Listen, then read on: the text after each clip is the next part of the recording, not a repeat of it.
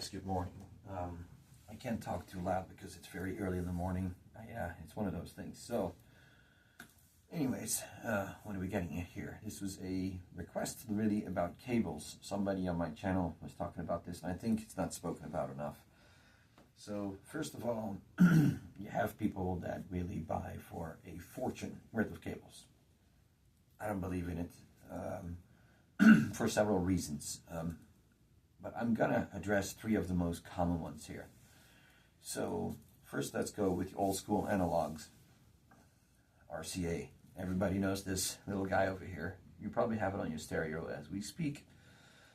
It's simple, it's cheap, and it works with almost anything. This is a universal connection in audio world these days. The consequences of this cable are, though, it's susceptible to hum, noise, and especially over long runs. So if you use very long runs of this, you actually run the risk of introducing more noise than you bargained for. So in my opinion, the best use for this cable is on short runs. If you have a rack system. I'm still not a huge fan of RCA per se, especially when you overlaying them and you have a whole bundle behind it, but it can sound excellent. Sonically, there's nothing wrong with this. I know that some audiophiles out there will totally disagree. You have to go XLR. We'll get there in a minute. There's merits to it. But in hi-fi use on normal runs, this is perfectly fine. Anyways, then we go over to our XLRs. Now, you guys might have seen this. This is what they use usually in studios because they use very long runs. It's a pro audio style balanced connection. So it has excellent noise rejection.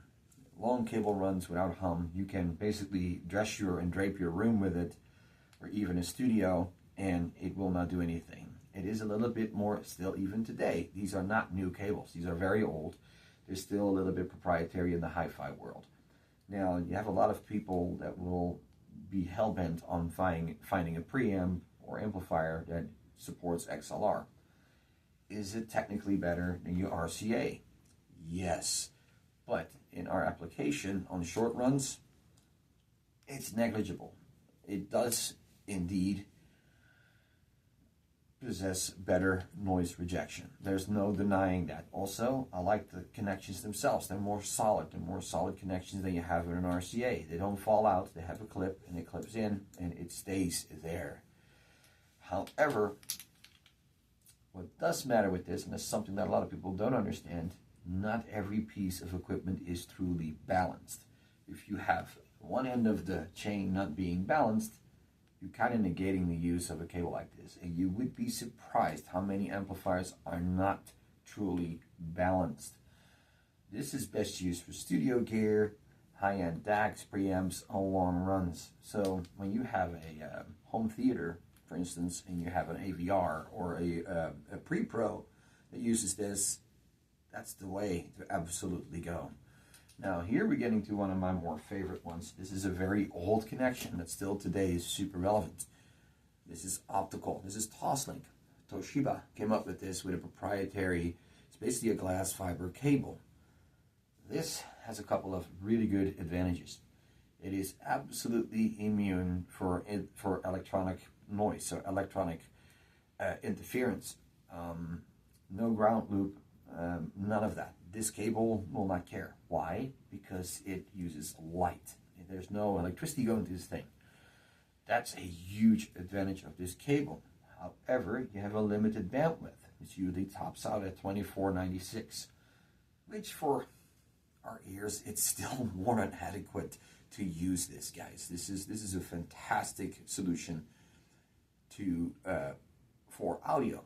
And let's face it, either you have two RCAs, or you need the left and right XLR, or one fiber optic cable that does both. I prefer personally these the most. This can be used on relatively long runs, not as long as XLRs, because then you need, I believe you need to have a certain type of amplification to it. But It has one downside to it, aside from the bandwidth, is that you cannot bend these cables too far because you will damage the fibers and the cable will be rendered useless. So what does this bring us, guys? We have three different choices here between RCA, XLR balanced, and optical. They all have one thing in common: it will work either way. You don't have to worry about, this is going to give me so much more resolution. It doesn't. It sounds cleaner if you have issues. If you have, interference on your cables, a little bit of hum, etc., this can be absolutely cleaner. It does not provide you with more detail. And that's the mistake that people make when they go for cables. Like, this is way more detailed than an RCA. That is absolutely untrue. It's passing the exact same signal as what this cable does, or this cable for that matter. All three are very viable options. There's still a lot of myth out there, a lot of gibberish and nonsense out there. If you're really so worried about all that, these cables can be bought for about $15, and they're very nice. I mean, look at this. It's really nicely built, very heavy duty built. It's not jinxed here whatsoever, and it works just fine. RCAs, yes, I do agree. I'm not a huge fan of the RCAs, but it is the most universal. Most amplifiers use this. Also, this only benefits you when you have truly balanced componentry. And most componentry, even today, is not truly balanced, despite the fact it has XLR connectivity on it, because it looks cool. So that's definitely something you need to look into when you really are hell-bent on using this. Make sure that it is truly balanced, and you have the benefits of that. RCAs, this connector can fall out, some dust gets on it, everybody knows it, a little bit of deox, and you have to play with it.